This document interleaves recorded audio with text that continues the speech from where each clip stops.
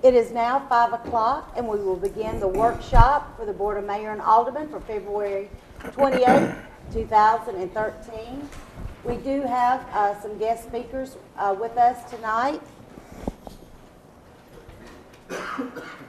We'll go over for the meeting for Tuesday. I will have the prayer. Vice Mayor, you will have the pledge. We will get our departmental reports. Please review over the minutes. If you'll notice, we do have 3 different sets to review over for your approval on Tuesday night. At this time, we do have a presentation. It will be for a workshop only. We do have a presentation for citywide trash pickup with Waste Industries. This time, we're going to turn this podium over to you, David.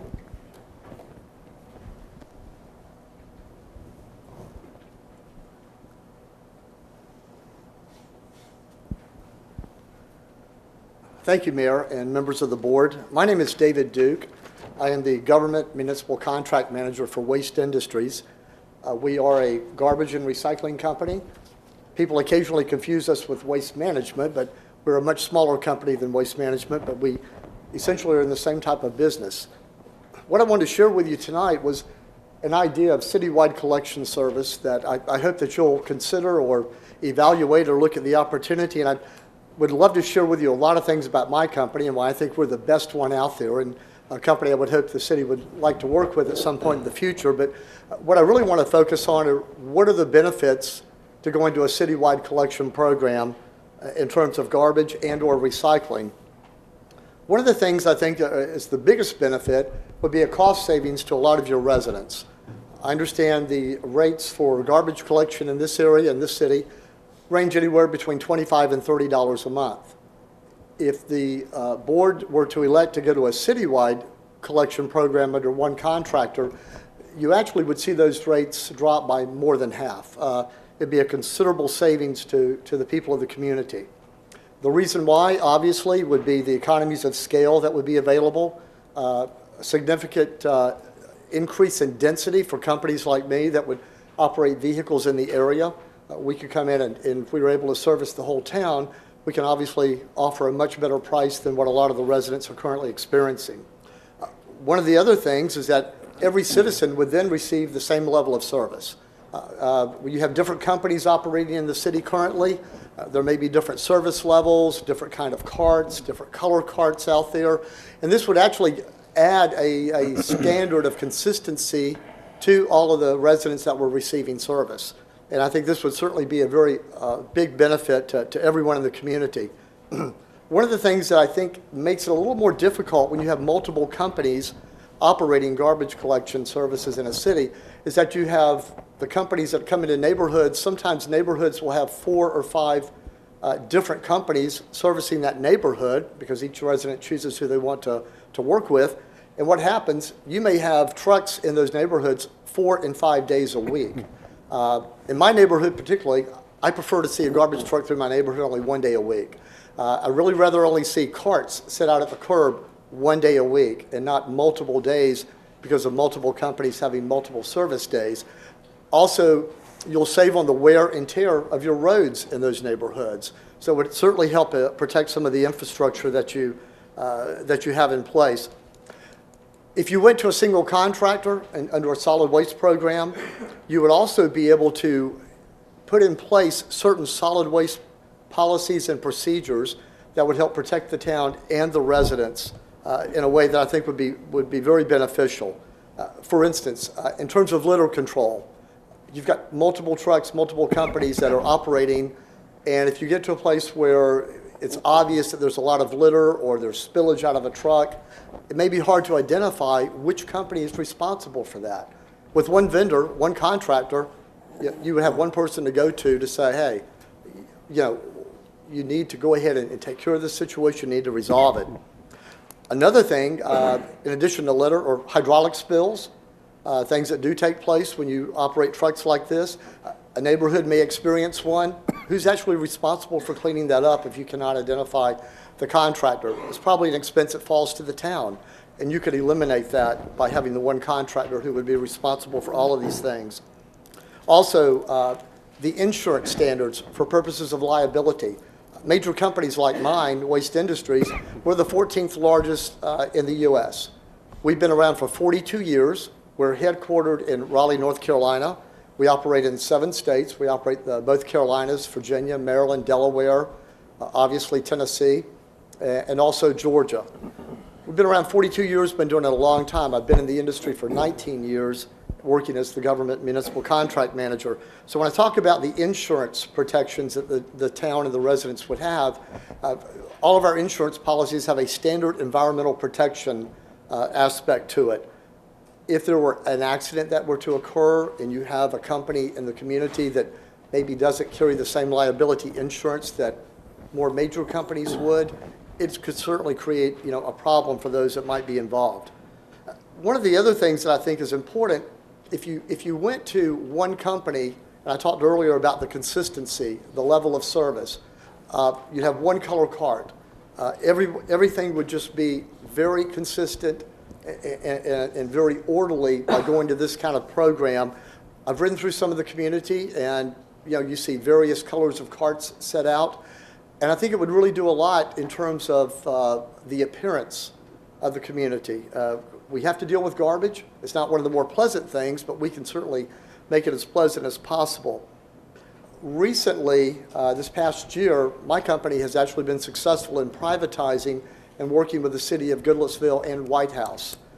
We were able to go in and work with these 2 cities and implement a curbside recycling program with a cart on wheels, and the rates that they are experiencing are much less than half than a lot of the rates that you see in the community here today with a curbside program for recycling being enacted. So I think these are some of the benefits as to why would you want to do it, why would you want to consider it. I think it'd be great to be able to have that control over what you want to see have happen in the community. You would obviously have in place controls over being sure that anyone who operates here, their loads are secure. They have to operate certain type of equipment. They have to recognize and adhere to certain safety standards and regulations and that sort of thing. So I think there are certainly a lot of benefits to it. I think it would do a lot for the appearance of the community. Again, reduce wear and tear on the infrastructure of streets and roads. And of course, one of the major things would be the cost savings that the residents would see by having one contractor. We do a lot of work in Tennessee. I joke that I spend 50% of my life here, and I love it. If I couldn't live in North Carolina, which is where I live, I'd certainly live in the state of Tennessee. We do quite a bit of work in Nashville. We pick up about 10,000 homes for Nashville Metro. We now have White House in Goodlettsville. We pick up all the residential housing at Fort Campbell, Kentucky. And we do a lot of work with some of the universities and community colleges in this area for garbage pickup. These are just some of the reasons I put it out there to you. Why can we be less expensive if we have it all? Obviously, as I mentioned, the economies of scale. We've gotten very efficient in collecting garbage and recycling. We actually have a GIS route smart system that we use when we go into municipalities to route our trucks. We've gone to fully automated trucks in every instance that we can so that we don't worry about workers' comp injuries. And they're very efficient trucks. They're very expensive, but very efficient trucks. We also have made a lot of inroads into sustainability and environmental programs.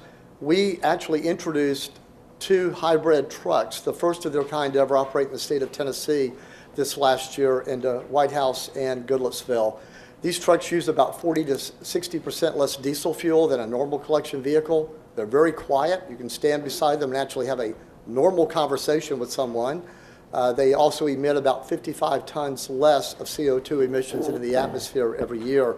And we're moving more in this direction. Along with some of our fleets, we have compressed natural gas and some other sustainability programs in place. So what I would like to offer, and I've had a chance to meet with some of the city staff, I love doing what I do. I think we're a great resource if you were to consider this. We would love to give you references of cities and towns that have gone to this concept of just one contractor for a city. And I'm sure they'll be glad to talk to you about the benefits of it and the cost savings that they've experienced. So I just wanted to share that with you this evening. I appreciate you letting me be here, and especially being at the beginning of the session, which is very nice of you. I always seem to end up on the bottom of an agenda at a council meeting, and sometimes they're quite lengthy, so I really appreciate the consideration. If there are any questions you might have or anything you want to just inquire about, I'd be glad to answer that for you now or at a future date, or just whatever you think. Do you have a business card? I do, yes, sir. Yeah, absolutely. Keep them with me, almost sleep with them, so. I've had a lot of inquiries about the recycling. Can you expand on that a little bit more? Like, Certainly. is that, like, say, what if one customer wanted recycling, the next customer didn't? Is it all comprised into one total price that you would give the city? Or how does that work? Because I know we're going to have a lot of questions on that. Sure, excellent question. The way it would work under most programs, and it can be structured differently, of course. I mean, you know, we can certainly customize a program for you. But normally when we go into a community, we offer the same level of service to every resident. And it's pretty much of an all or nothing type of program. We do that in order to keep the cost down for everyone, you know, to take advantage of those economies of scale. So it really kind of doesn't work as well if people kind of pick and choose and go, no, I'll take your garbage service, but I don't want to do the recycling. It's pretty much, this is the program. If the city elects to say, hey, we'd like to put out an RFP, we'd like for a company to provide once a week garbage collection, and the typical norm now is every other week collection of recycle service with a 95-gallon cart like you do with garbage. We just have them in different colors, obviously. We have them very well marked.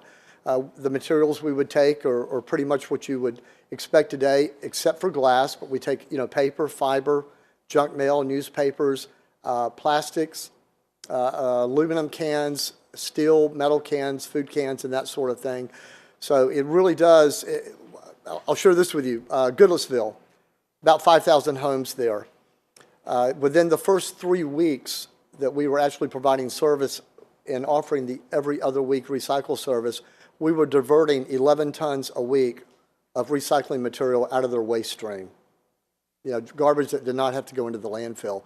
So, yes, good question, Mayor. We would want to do the same program for every citizen across the board in order to keep it cost efficient and to keep the level of service consistent. Okay, when you say one container for the recyclables, so you don't have to separate this? No. It all can go into one bag and into the can. Yes, ma'am. And actually with recyclables, a little bit different with garbage.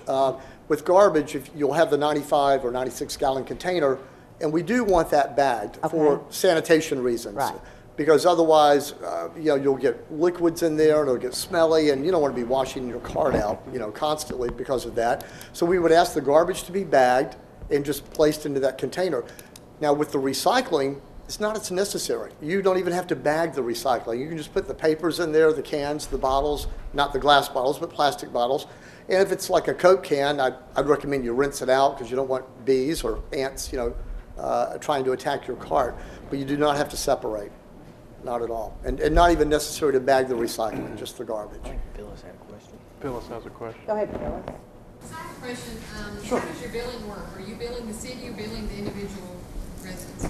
It can work either way. Preferably, in order to help keep costs down, we would prefer to issue one invoice to the city, you know, for all the residents, and you know, you just send us a check. Now, there are programs that are franchise programs where you know you actually bill the individual residents, but it does increase the cost of the service, obviously. You said something about glass. What about glass that keeps coming up? Yeah, it's unfortunately, it's just the market right now in Tennessee that the processors do not want glass mixed into the other recycling materials. There are some communities, North Carolina, we're able to mix glass. The infrastructure is a little bit different with the processors that we have there, and they can take glass in that mix. We would love to get glass in the recycling mix because it's a very heavy commodity, and you get that out, it really reduces what's going into the landfill. At this point in time, there's not a market in Middle Tennessee or anywhere that I'm aware of in Tennessee to mix glass in a single string program with the other materials. A lot of that has to do with the paper processors. The paper mills, they're very, very sensitive to getting any glass shards or pieces of glass into the paper that they're trying to recycle. It gives them a problem with their machinery. So we have, like I said, other areas where when processors, when they do have glass in their mix, they have a way to actually pull that glass out through their system. They use lasers and they use conveyor belts and all kinds of things to pull it out. But we just don't have that available to us right now in Middle Tennessee. You only offer curbside pickup? No, I mean, you mean in terms of like a backdoor service? What we traditionally offer, if it's someone that's elderly or disabled, we definitely offer the backdoor service. We actually have communities that we do work in that all the communities are backdoor service. It maybe not the preferred way, it's not as cost efficient, it's more expensive, but we certainly do offer that. Now, what we normally do with backdoor service that's required for people that are disabled or elderly, cannot locate the cart, we prefer to spread that additional cost over the whole city so that those people that require backdoor service due to disability or being senior citizens, they don't pay any more than anyone else. And when you spread it across several thousand homes, it's a minimal impact on anyone. We're talking a few cents probably. When you talk about the cost being 50% of the $25 to $30, Just an estimate. I know that's an An estimate, RFP, but is sure. that, have you figured in recycling there, or is the recycling going to be even more of a savings to the? I figured in recycling there Okay, also. okay. I did, yeah, definitely. I mean, I hate to throw numbers out, but you could probably pull some of the corresponding municipalities that have contractors in doing the service. Goodlettsville and White House, those two are a little bit different. White House pays their own disposal because they sit partly in Robertson County and they get a discounted disposal rate, so it's more beneficial for them to pay their disposal directly, and then we just do the collection service. We also, like Goodlettsville, we implemented the curbside recycle program and the curbside garbage. And when I look at their rate compared to the 25 to 30, yeah, you'd probably be paying 2/3 less. I mean, it's a considerable difference. Yeah, those economies of scale go a long way to help. They really do. And I think it helps in terms of the community. I just wouldn't want garbage trucks in and out 4 and 5 days a week. And by even presenting this to you, I take a risk because we have customers here in Loudoun, which we enjoy servicing. But if you did an RFP, I know that we would be at risk at losing that. But I think you would appreciate the difference in it. I think it'd be a very big benefit. One more question. Sure. When you talk recycling, another company that we had spoken with in the past, you're talking about being there 1 day a week, basically. They recycle, I believe they said something like they would pick garbage up on Mondays for a certain area, and then Thursday they would recycle. Would you do it all together, or would you do it again with?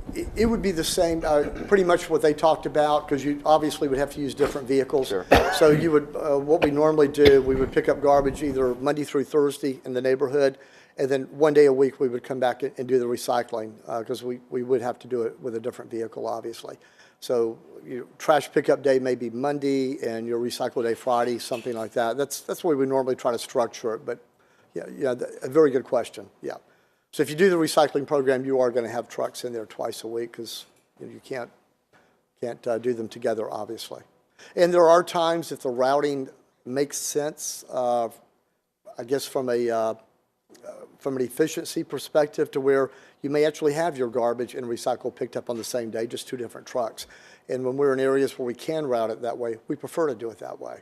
We'd rather get in there and get out. So we actually have the programs in both ways. But that is a desired method if it can be achieved. Any more questions? Any? Good information. Good. Well, if anything changes and I can answer anything, please feel free to let me know or contact the mayor. I'll be glad to answer any questions I can, and we'd love to come down and sit down and talk with you, and love to see you entertain the idea of an RFP. We would love to give you a proposal, and I think you would enjoy it. I do. I think it would be very beneficial. if you've got cards, if you'd like to Sure. give these. If that's okay? Yeah, I've certainly. got some, I think they wanted a card. I'll be glad to. Thank you, Mayor. And also, as y'all know, this is being televised live. This is something that we've had questions over. Several different citizens have inquired about this type of service. We need to hear from you. This is certainly decisions for the citizens on this. If you can shoot us an email, yay or nay, let us know your interest, what you're looking at, and that will help, I think, this board make a good, fair decision on what we would like to do from this point. But you're going to have to let us know on this one. We said we would go out, we would try to find things cheaper for you, and I think that's what we've done. So please email and let us know your thoughts on this. Thank you, Mayor. Thank you. Mayor, can I ask a legal question, though? Yes, yes. Because we have not had this before, thank you, sir. Would we face any sort of legal problems if all of a sudden we said this is the exclusive waste management or waste program?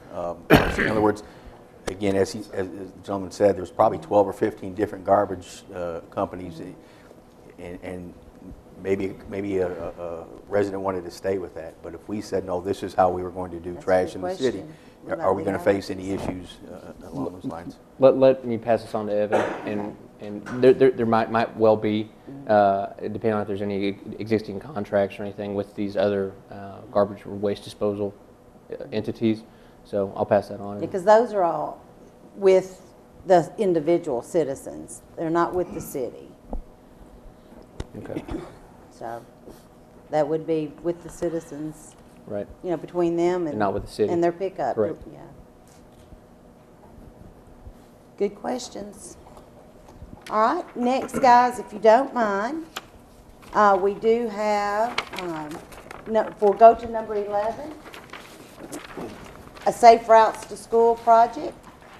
We do have someone here from Loesch and Associates. Okay. As you all know, we do have the Safe Routes to School project, and this has been on the books. I think this is one of the last, other than the Greenway. So I'm going to turn this over to you. Kyle asked me to show up tonight and in case there were any questions on this project, but he had sent me a voice message late this afternoon that he wasn't going to be able to make it. So I'll try to run through and explain where we're at on the project, and if you guys have any questions, feel free to ask them at any point. Basically, I guess Kyle presented to you guys last month, and Mayor and Board of Aldermen approved accepting TNG, the low bidder for the project. And wish I was here to say that they've started construction, but the project actually got the bids got to the state, and the state had some issues with TNG's bids. They were pretty small issues, but they wanted all the bid bonds to be on their form, and the other two bidders did have the bid bonds on the state forms, and the low bidder, had their bid bond on an AIA bid bond form. They're accepted everywhere, but the state wants their own forms now, and this being a state and federally funded project, they gave us word that we could not accept their bid. So what we've done is we've made the recommendation to accept the next lowest bidder, which is still within the budget. The low bidder's bid was $73,890. The next lowest bidder, which is Sessions Paving Company, had a bid of $87,754.20. That's still within 3% of our original estimate. The low bidder was quite a bit under what we expected. And if you add in our contingency we had in our estimate, it's 6% under what we had originally expected. And Kyle just wanted me to kind of come up here, and if there's any questions about this, we will need you guys to approve us sending this to the state for their concurrence again, but they've already looked at the next bidder and said all the paperwork is in order for them. So if there's any questions, I'd be more than happy to answer them. My only question is, we had the same situation happen, I believe, with Sessions itself, Yep. because they, On Fergus Road. right, but then we went and we took it to the next highest bidder, and then the state then came back and said, no, we'll now accept this. So I And guess, Kyle explained that to me. I've been in contact back and forth with the state. They actually gave it to 2 other reviewers in the construction division, and they all came back with the same comments. I also contacted the low bidder and told them where we were on things, and told them that if they wanted to talk to the state and see if there's any way. They talked with the state. They didn't like it, but they said, we understand. So we're to the point now that the state's basically said, either you accept the next bidder or rebid this project. Rebidding would cost more than the difference in the bids. Any more questions? Yeah. Thank you very much. for Not being a problem. All right.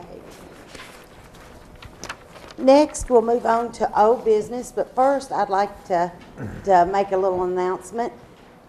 This is from Miss Eddie Rutledge. At this time during the year, she was always hoping to be at around 80% in getting in our property taxes. She came into the office this afternoon, and we're at 89%. So she was thrilled to death.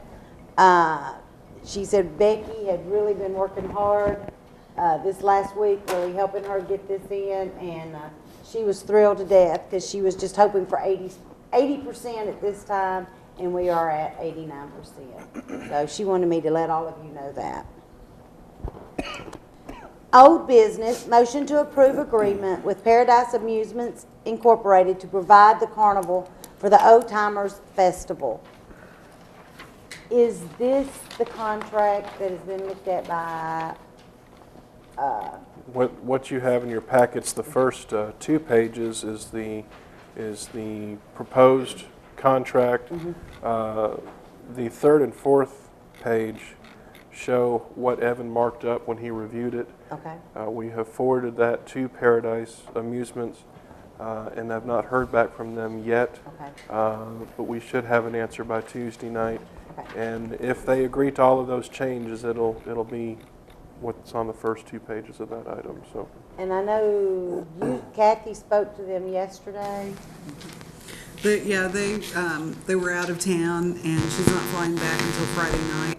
So she said she'll go over the changes over the weekend and get back to us ASAP. so we should have something ready by Tuesday night. Excellent. Okay, any questions? Next, we'll move on to the consent agenda items. I guess, Miss Felicia, the floor is yours. Thank you. Okay, the first item is our renewal for janitorial supplies. We have had this company for a couple years. They've never went up, but they did ask for a 3% increase, and that was built into the original bid. So we're just asking that we renew it again for the next year. In 2014, we will put it out for bid, but we just ask that we accept the 3% increase with Lebanon Chemicals and keep that for another year. Any questions on that? The same thing on the street striping. We had done the paving, and we had, they didn't tell Garland there would be no increase. Well, the street striping company has agreed to the same thing. There's no increase. We did build an increase in, but fortunately they didn't take it. So it would be the same price as it was last year for the street striping. Just kind of want to get these things on board so that when the weather breaks and Garland can do some paving, then it's there. And the next one is it was a 310 SK backhoe. We bid it in January. We had been waiting around trying to make some decisions. Jerry going back and forth about whether we wanted to do this when the state had one out for bid. What the state bid was nothing like what we had bid, so he decided he would like to go with the SK310 instead of the SJ310. from Nortrex. And that is in his budget for the water department. Okay, and that's the SJ. No, No, we're going with the SK. SK, Okay. not the SJ. Okay, SK 310, okay.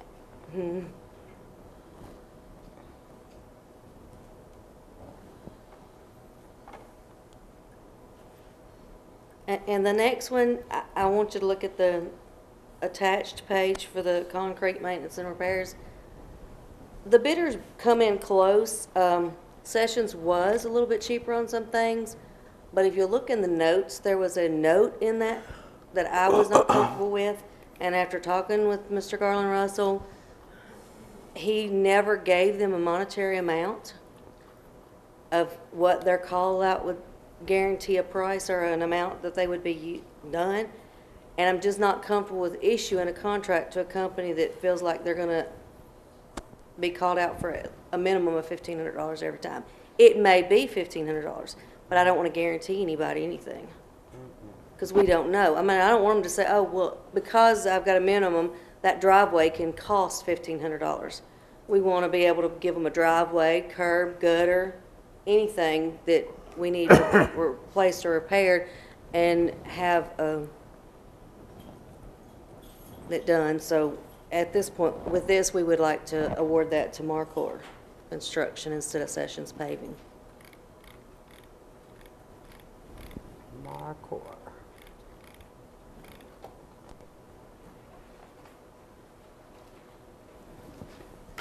Any questions? Okay, and the next one is the state contract purchase for the radios for the new police vehicles. That is a state contract, and we're just wanting to, the total should be $53,824, and this would be the Motorola radios installed in the new Ford Interceptor SUVs that we have purchased.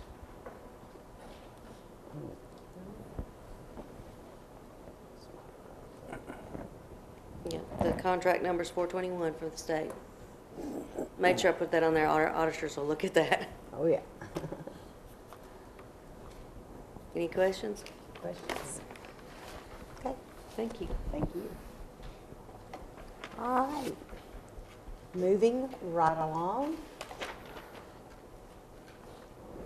To appoint board members. First up is the Economic Development Advisory Committee. We did have Mr. Robert St. John, who did move and retired off of this board. He did a wonderful job. The Economic Development Advisory Committee did meet, and they do have a recommendation to be added to this board, and they would like to ask that Mr. Eric Tutabani be appointed to this committee. So look over. They put his resume in, so please review over that. Next, we have the Laverne Housing Authority. We do have a vacant position, and it looks like we've got an applicant, Miss Brandy Jackson. This application was actually submitted about a year ago. Okay. Probably what I'll do is contact her and Okay. make sure she still wants to be on this Excellent. board, and we'll know something by Tuesday night. Excellent, okay. Next is the Historical Preservation Advisory Committee. Mr. Tyler Mann has been removed, and at this time, we do not have any applications for that board. So, If I don't have any by Tuesday night, we'll take this off the agenda. next is the Greenway.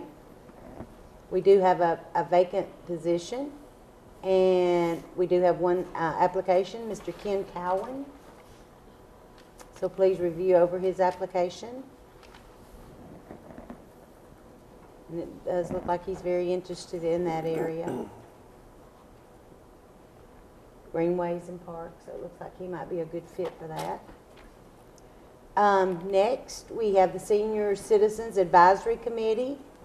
Mr. Parker, Mr. Al Parker, it expires today, and due to health issues, he has decided to come off of this committee. He will be very much missed.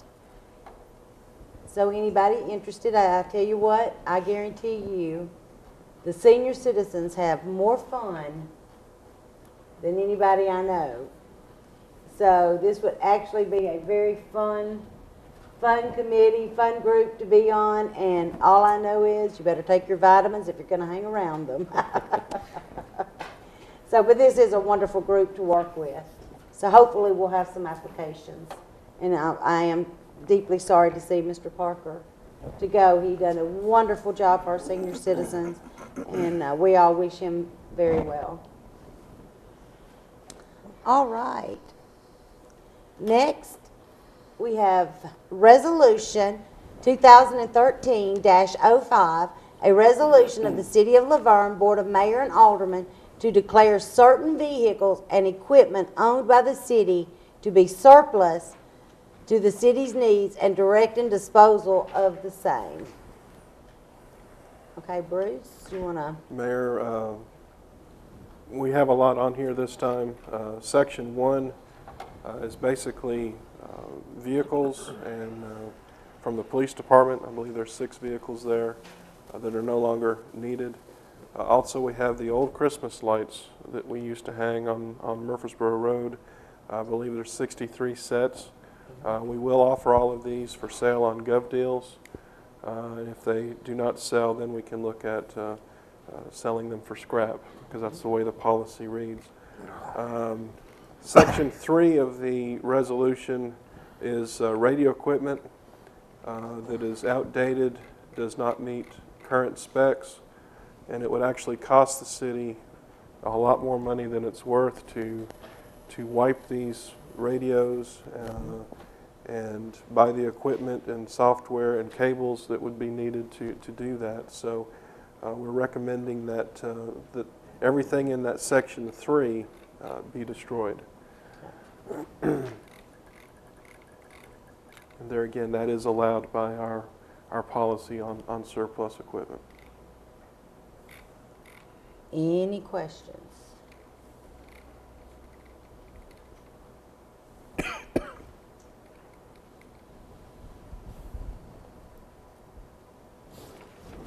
Any questions? All right. Moving right along. Number 8, Resolution 2013-06, a resolution to adopt a new personnel policy and procedures manual. We're all excited about this one. It's been a long time coming, and I want you to know that through the due diligence of Bruce and other folks, myself, Kara Shea, Evan, et cetera, we were able to get a much smaller manual than the 125 pages we have. With the table of contents, it's only 115 pages, so everybody's going to be excited about that. It's really a very good handbook. Basically, I'll just hit the highlights on it. What we're suggesting is that we cover this with all employees, existing employees, and new employees coming in.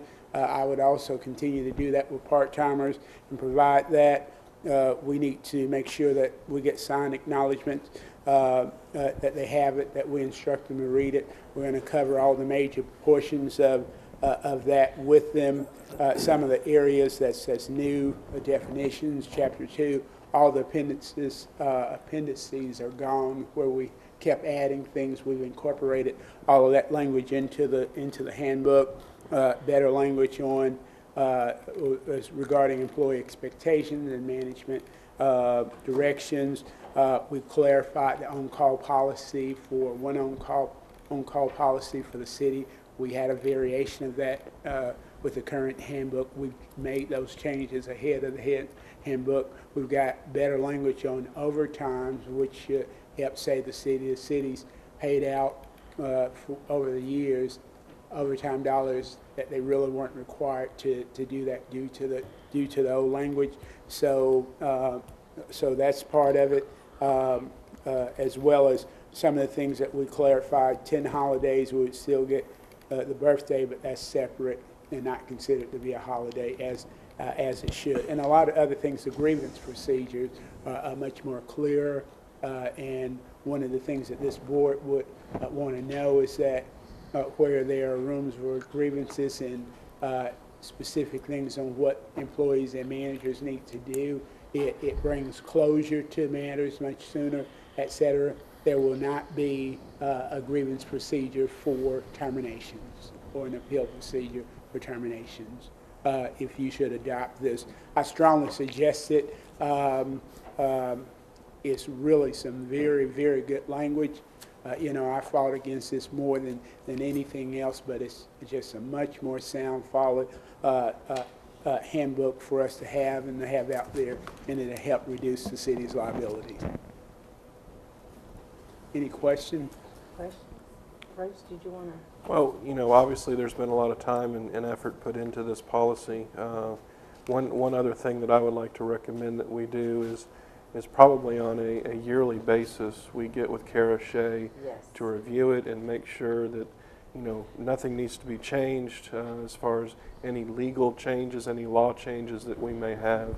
And that way we can ensure that we're kept up to date with all of the laws and policies that are out there. So that's one thing that we'll need to do probably on an annual basis.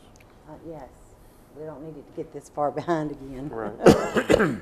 Good. I'm excited. And that's not uncommon. Some of the things we still have, I know Vice Mayor Farmer had asked about, and we're going to start doing. Vaughn and I have been working with the vendor, and the new handbook allows random drug testing. That's something that we have gotten away from. The existing handbook allows it, so we're going to do that. And we've talked with the suppliers about making sure it's a computer-assisted process. They deal with Social Security numbers. We'll provide those, and your number is your number when it comes up. And I did tell them, Vice Mayor Farmer, that you're willing to go first. You have experience with it. We'll go. Absolutely. I will. I get it enough at the county. I've studied. That's my first dig of the night. Thank you. Do we have any questions? All right. All right. Number 9. Resolution 2013-07, a resolution authorizing the insurance of not to exceed $13,620,000 in aggregate principal amount of water and sewer revenue and tax refunding and improvement bonds of the city of Loudoun, making provision for the insurance, sale, and payment of said bonds, establishing the terms thereof, and the disposition of proceeds therefrom, providing for the levy of the taxes for the payment of principal of, premium, if any, and interest on bonds, and repealing in its entirety Resolution 2013-3, adopted on January 8, 2013. Ms. Phyllis or Bruce? Which one wants it? Bruce can take it. Okay. Previously, back in January, actually, we had approved Resolution 2013-03. This is essentially the same thing. We're having to redo it. There are some minor changes in here, but in order for this to be approved, the state has to approve the application for the refunding, and they had not done that at this point, so it made the old resolution void, essentially. So they have received our application to approve the refunding. We hope to have an answer back on that before Tuesday night, which at that point, I should say, this resolution can be approved, and then we're that much closer to actually putting the bonds out for bid. So we're essentially just redoing the resolution from January. Okay. Everybody understand that? Okay. Now y'all stop me if you have any questions. If not, we're going to move on to number 10, Resolution 2013-08, a resolution to accept the Nacarato Industrial Subdivision, received a favorable recommendation from the Planning Commission on February 26, 2013. They have met everything that they're supposed to do, and the Planning Commission went over it thoroughly, and they've done a wonderful job over in that area. So now they're asking for the city to accept their work over there. And if y'all need any more information, you can certainly check with Kristen she'll be happy to show you everything. But there were absolutely no technical items whatsoever. They completed everything. Number 12, motion to approve agreement with First Tennessee Bank regarding the Amnon Shreibman Chapter 11 bankruptcy case. Again, we were given the information at our executive session. So everybody please review over that information given and make a determination at that point what this board wishes to do.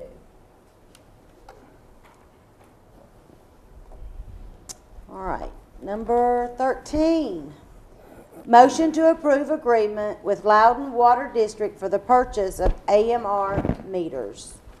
And Jerry, I guess you're up. We don't have anything on that one, do we? Yes, we do. Oh, we do. Yay. Awesome. Okay. And Mayor Alderman, we have in hand the purchase agreement with Loudoun Water District. Evan is reviewing it. Bruce has looked it over. It is a pretty, in my opinion, and just a layperson, simple, straightforward agreement. They have the automatic meter readers at $35 each. They're offering 12,500 of them to us for a purchase price of $437,500. At our presentations earlier, like last month, Griggs and Maloney had looked this over, made a presentation to you folks that showed that in order to pay for it, standalone pay for itself, we would need to recoup about 1% more accurate readings. We have tested some of these meters. Yes, they are slightly used. They are reading between 99.7% and 100% accurate, the ones that we've got. We tested some of our old ones that we pulled out of the ground. They were reading between 87% and 96%. I see no reason why we cannot recoup. Just the other day when we were out leak detecting, like we were doing, we found a leak on the homeowner's side of the meter. The dial was not moving. The people were never being charged for a penny of the water that was leaking due to the fact that our old meters are not picking up low flow readings. So I guess if Evan and everybody feels this is a good purchase agreement, I strongly recommend that we go with it. And you said it is in Evan's hands. It has been forwarded to Evan. I don't think he's had a chance to review it. I think he's been in court most of the day today, but by Tuesday we should have this reviewed, and if there's any changes that he wants to make to that, we will forward it back to Loudoun and try to get those changes made before Tuesday.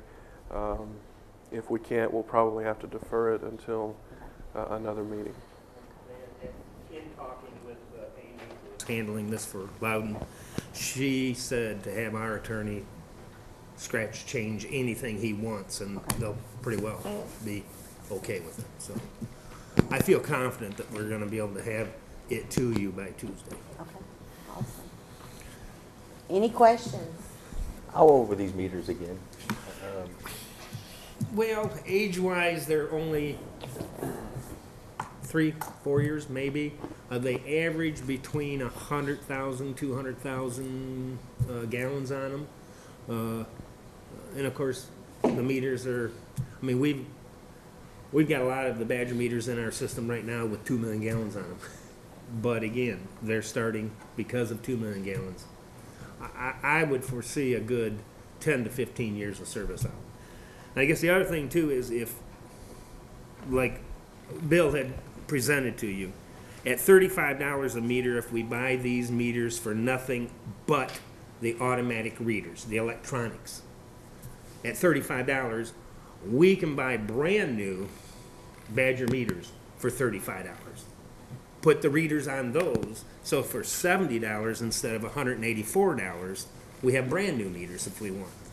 So it's just to go with the automatic readers, which I brought a readout of that to water billing and showed them exactly what they get off those readings. the public, if they have concerns about, I didn't use this water, we can pull a profile and show them hour by hour usage in their house off of these meters. And it goes back for however long the meter was in. I pulled one of the profiles off of the meter we tested. It was 3 years old. I could go back for 3 years and give hour by hour water usage in that house on these meters. What was the reason that they took them out? Because instead of the drive-by reading, they are going to the all telemetry, so they will be able to sit in their water billing office and hit a button and it reads them. We will actually drive by, but Consolidated uses the Badger AMR drive-bys. They read 45,000 meters in 2 days. That will also help on our billing cycles too. Staying current on our billing cycles. Weren't we talking at one point that these were new 2.2 million or something like that? So, and the price on these are like 400,000? If we were to go with brand new meters and readers, everything brand new, it's 2,300,000. How many meters are we getting? We're going to get 12,500. We looked, our system has about 12,000. We wanted to be able to grab maybe 500 extras for future expansion or, you know, anything we may need them for. And just at 1%, we can recoup the cost of it in 1 year? If we just did 1%? 1% pays for it, pretty much. And we're hoping to catch, and this is just, what we're talking here is just on residential. Loudoun also has informed me they have commercial meters that they would be willing to sell us at a good discount. And we could start, we have some commercial accounts that we're estimating right now because the meters are so old, we're not getting accurate readings off of them.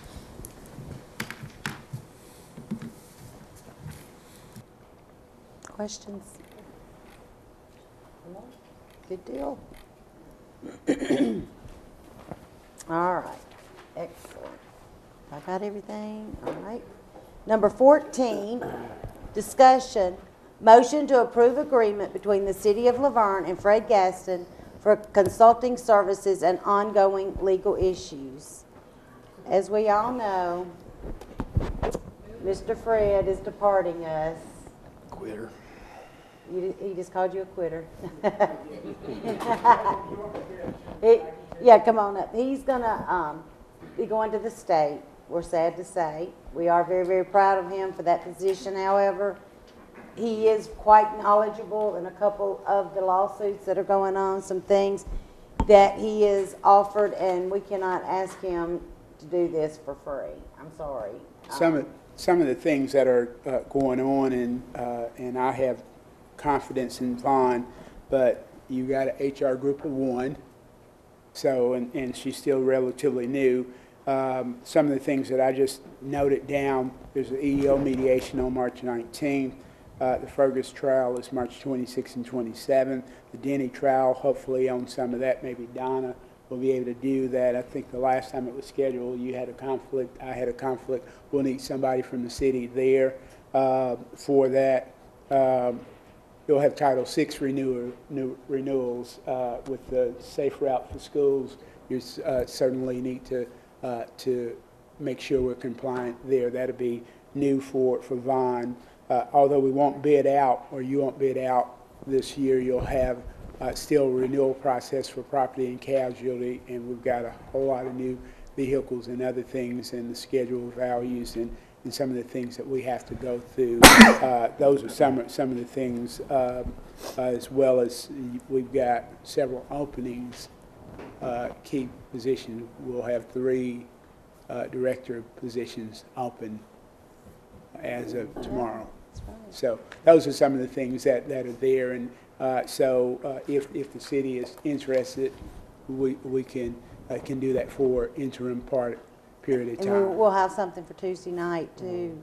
Yeah, I'll have it. I just didn't get it finished. We'll get an agreement and get it to Evan for his review, and it'll basically be like an hourly rate, but also allow him to keep his city cell phone so that we can contact him and back and forth. And I think that's really the biggest thing. Of course, mileage and things like that we would need to reimburse him for. So it'd be pretty standard. I do plan on beating Alderman Broker in the 5K in the fall for free. I'm glad that they're letting you keep your cell phone in case people can't find you when you're out running. I don't think you have anything to worry about because he'll quit that too. He'll quit the race. Thank you, Fred. And if y'all have any questions on this, y'all can with Bruce during the week and look these over once they get this. This should be prepared, and we'll have this ready for you to review over Tuesday night. Okay? Next, number 15. This is discussion, motion to appoint city administrator. At this time, I would like to entertain a motion for y'all to consider for Tuesday night. For the last year, I've worked very, very closely with Bruce Richardson. He has certainly stepped up to the plate, and there is no doubt in my mind whatsoever, after working as closely with him as I have, his love for this city, his devotion, and his knowledge alone. I think he has really stepped up to the plate, and now he's went and got a little cocky on us. Now he's a CMFO. But I really would like for this board to consider making him our city administrator. I think he is more than proved himself to this city. And I've enjoyed working with him, and I even let him be boss. Thank you, Mayor. So if y'all have any questions that y'all would like to ask Bruce. I think he's done a great job. He has. And dealing with a lot of the different personalities just on this board alone. And I will have to say, you've always treated each and every one of us with respect, and you've treated us all the same. He answers my midnight random emails pretty quick. In about 2 minutes. Yeah. Really quick about it. But I would like for this board to please consider and go on with the motion on Tuesday night to make Bruce our city administrator. I think it's an excellent choice. And I think he works well with all the department heads and treats all of them with a great deal of respect as well. And I think they all have a great deal of respect for him. And that's something you don't see across the board. And I think everybody do a real good job, and Bruce will do a good job working with them. Excuse me. Now, with that being said, we'll move on to number 16. Discussion, motion to approve an employment agreement between the City of Loudoun and Bruce Richardson. This is a contract. I did work with Bruce in looking at this. Bruce is a young man with a family. I believe he's got some of the highest moral standards I've seen. And Bruce, I guarantee you will not do anything that is not right or legal. So I think Bruce would probably be here as long as he ever wanted to be. But let's face the reality, this is political. And I know Fred's wanting to speak on this. A position which is picked by this board. And in every 4 years, or every 2 years actually, you never know who's going to be sitting at this board. And I think it's a very good contract. And all he's asking for, I think, is 6 months to give him time should this board change and this board wishes to remove him. That does give him some time with small children and being a young man that will give him some stability there. Mayor, and before you had that conversation, I had conversation with Bruce and Aston about that. I know the board has talked about, in absence of a city administrator, need to have one. We've had interim position, so we've just not posted that for over a year. So whether it's Bruce or whoever, we need to do that. One of the other things that we talked about is that our other cities doing this I remember coming in when I first started in the fall of 2010, and there was finally an agreement for the former city administrator, but it took a couple of meetings and really last-minute maneuvering to do that. And when all that happened, we were, for a period of a few hours, we were out some key things that we needed to do. So this would, if Bruce is the city administrator, I would recommend that whoever the city administrator is, that is just a safety net. Those are some of the questions I got from a couple of the candidates that were in city government the last time, and it's just a basic agreement. It does state 6 months for a salary, compensation, and benefits. I wouldn't accept the job without one. Yeah. Well, that's what TML is saying as well. So it's standard, and so it's no more for. We like Bruce, but it's no more than what we're doing with other cities are considering. And I know y'all will need time to review over this. There's some reading. Please review over it. I know it's hard to sit here and review over and think about your questions. Please do so before Tuesday night. I know y'all will probably have some more questions on Tuesday night once you get to read over it thoroughly, and so please do that. And feel free to contact me if you Yes. have any questions as well. So. Bruce or Fred. Never mind. Well, it depends Vaughn. on the other three. We're going to ignore him the rest of the night. We're going to say, we'll contact Vaughn. But please do read that in great detail. Next, I don't know why Fred sat down, but Because you're going to talk to Vaughn. yeah, that's right. Vaughn, would we like to speak with you now? This is all part of my 4 hours and 44 minutes that I've left on the table. I've got to use it up. What's the date of the Howl of the Moon, AC? What's the date of the Howl of the Moon? 'Cause I think he went 4 hours and 40 minutes last time, didn't he? Okay. You're right. You're right. Well, considering that you were 14 seconds ahead of me. You ever were heard of the 4 tortoise hours. in the hare? I laid down and waited for you, man. Okay. All right. Very good. Tonight or Tuesday? Okay. I just had a question. I'm sorry. Sure. As y'all all know, we kept our promise to the employees that we did do a compensation study, and it took some time, but not quite as wasn't as bad as I anticipated, as long as I anticipated. It came back. I was very pleased with the study. I do think we're very, very fair, and before we start in, I'm going to say this. We have worked with our department heads. Each Monday morning at staff meeting, they've heard the 3% until they're ready to bop me on the head. But I have asked each department to please review their budget for the next coming year and to do their best to at least cut 3% so we can get this enacted into the city.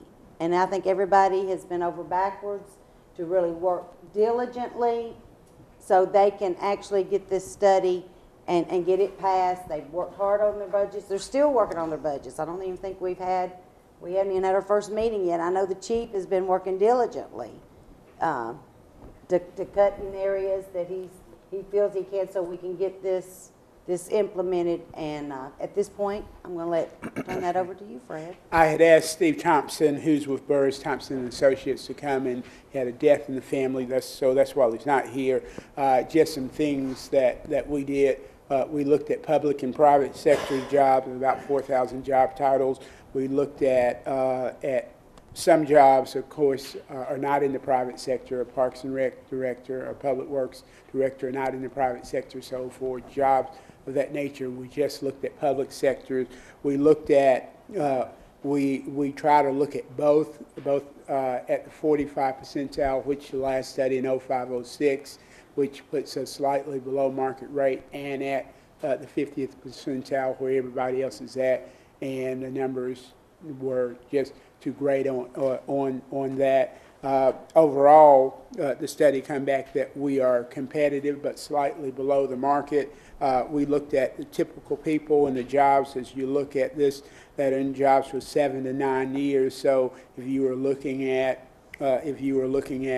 Kathy Tyson as a public relations director, a PIO officer, where her current salary is, and if you look to the right of the spreadsheets that we provided, it'll show it'll show, first of all, what the market value is for a public relations person is about $66,005. She's below that. She's at 71% of that. So you're just looking at her salary divided by the salary of the average in the market, someone that's been in that job for 7 to 9 years. So that's how those numbers. It's not fuzzy math. It's just looking at the duration. Basically, the first section of the sheets that I gave you has general information like department name, job title of each employee, the current salary, the hire date. The second section on your screen should be red or burgundy. Will show the market rate and the market index. That's the dollar amount of the market and the dollar amount. For example, for an HR director, basically the market rate for that is about 67.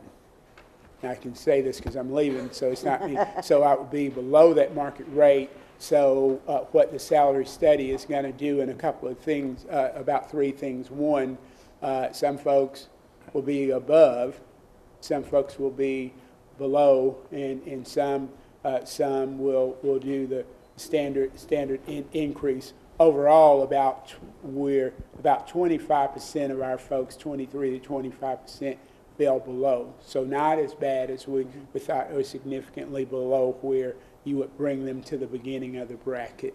One of the other things that I recommended and we talked about doing is that for grades 11 and up to the city administrator, that we just look at range from a beginning, midpoint, et cetera, versus step. And 10 below, we'll stay with the step. Most cities and municipalities, counties, et cetera, over time are going away from steps to give them more flexibility with ranges. But we thought that we would recommend a hybrid and see how that works for the city. Basically, if in the handouts that you got, the first page is really dealing with the methodology and some of the things that I just told you, and you have much more to read than I have time to deal with. The second part deals with the findings and tell you where we're at 88.1. If you approve this, then it'll move us to about a 95.4, 95.5.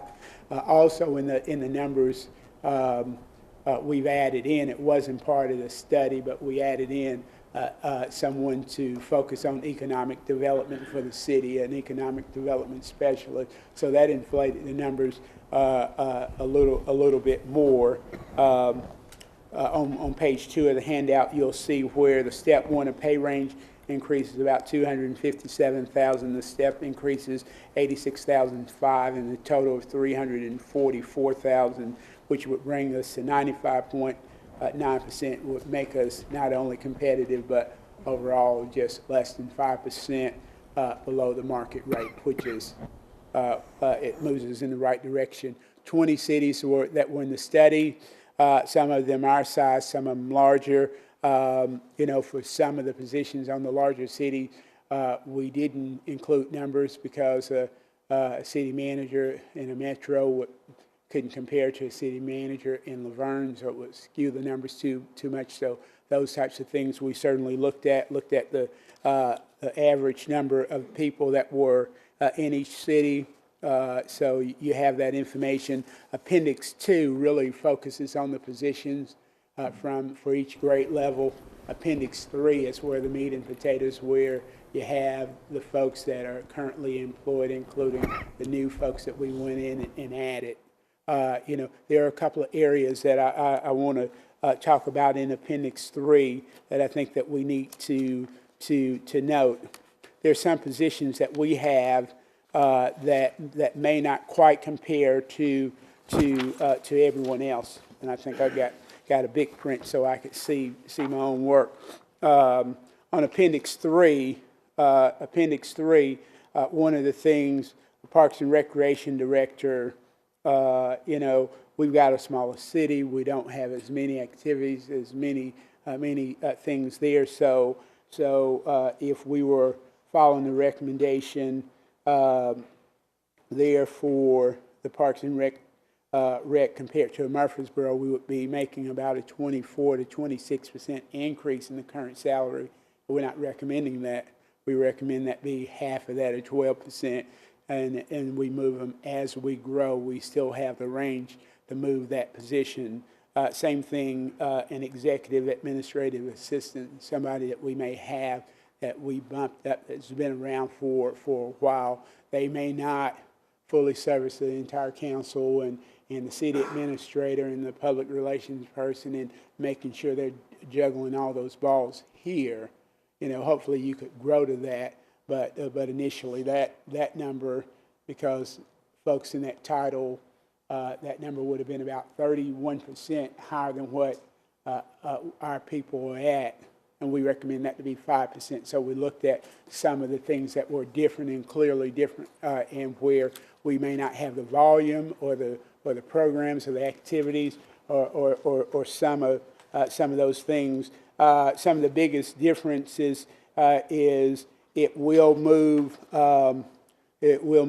folks in public works, the labor force. It'll move them closer to alignment. Will allow us to better pay folks like a Noel Rosario, who's probably our best heavy equipment operator by far, and move him more in alignment so that we don't lose him. I know that Vice Mayor and I have been talking about that for a couple of years. So it moves the laborers close. It would be about a 15% adjustment there.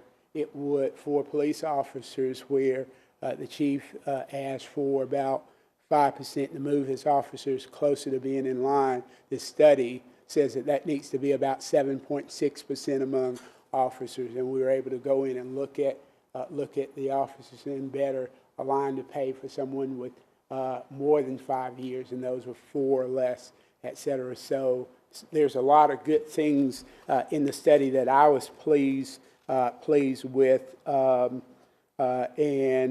we're not so far off. I know $344,000 sounds like a lot of dollars for the folks that are here. I know that Phyllis probably rolls out of her chair in doing that, but that's including an economic development specialist, which we figure anywhere from 55 to 74 from step 1 to step 9, and putting them somewhere at the beginning to the first 2 or 3 steps. So, but a lot of good things, and then it makes allowances for what we were able to do. We made some changes ahead of the schedule with Public Works and with utilities as we move towards better focusing those areas. They're operating out of the same building but 2 different areas now, and it moves those guys as well. That's about 30%. And then last but not least, and I say that for last, Alderman Waldron, you had talked about, and you and I have had conversation about the city administrator and not being able to attract candidates in the past because of compensation. This study allows us to move that area as well. So, if I had the study back before I got the offer from the state, no, I'm just kidding. I'm just kidding about that. But this is something to look at. We've lost 2 because of pay in the last 2 weeks, because they got other jobs with better pay. What I would like to ask this board to do is to look at the study line by line, and unless I'm going to take a risk that between now and Tuesday, you won't cut off the city phone, and I'll have it if you won't have any questions. And if you don't agree on that, then I'll return my phone and as well as those pictures that someone slandered me with on the wall, Kathy. So, it's all right. Well, I guess well, first, do we have any questions? I know y'all haven't had time to look at this. It's kind of tiny, so it's going to take some time to review over this as well. It's a lot of information. But if we don't have any questions, at this time, Fred, we just want to thank you. Thank you. For your service. It's been my pleasure to serve this board in this city. I have just had a tremendous time here. I've learned a lot. I've had a lot of fun, and you know, so for each of you and to all the employees, it's just been tremendous, tremendous. And I used to call her Courteous Kathy until today, until that thing, until that tiara showed up again. I should have known better. But what you don't know, after we adjourn, we would like everybody to join us in the break room to give Fred a little celebration and honor him before he leaves. And please feel free to throw cake in his face. No, please for don't. leaving us. Thank you. But no, we are very, very proud of Thank you, you. and we thank you for the service here. And you've brought this city a long way, which I think it shows because of the position you were chosen for by the state. And that says great things right there. And Mayor, and I appreciate and I really appreciate working with you. I still have a blonde wig to take with me or to pass on to somebody else. Many of you are losing hair, so I'm willing to do it. And then this week I was able to get a Bozo doll that Alderman Waldron gave me as a gift, and I realized he wanted me to take him with me. Thank you. Thank you. Thank you, Fred. Thank you for your service.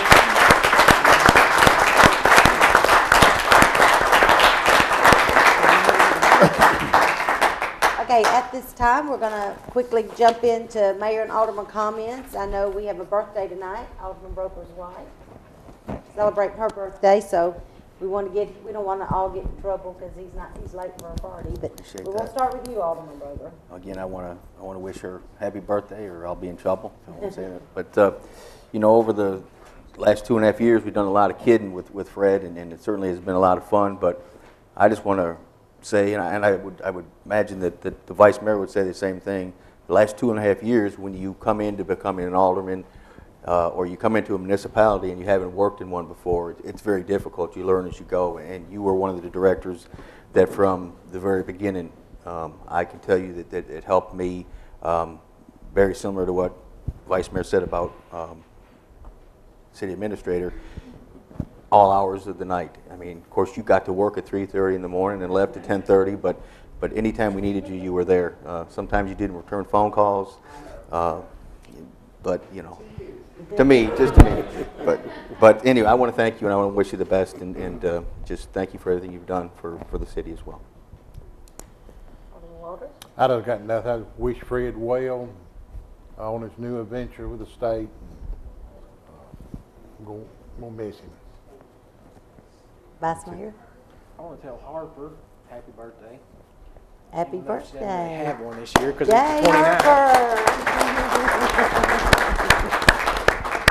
And I'm going to tell Fred good riddance. I don't have to be sensitive anymore. He got me some sensitivity training. That's Chris way be upset. He's over, we got this leg going. So he saw the tear go down my cheeks. Get out of our building. Go. But we do appreciate. Also, this week, our athletic coordinator, Mr. Dale Lang, has left us. He's going back to Jasper. So we do wish him well. He's done a wonderful job for this city, and he will be sorely missed at Parks and Recreation. So we wish him well. I reckon that's everything. So at this time, if y'all will all join us in the back for some cake in honoring Fred, I call this meeting adjourned.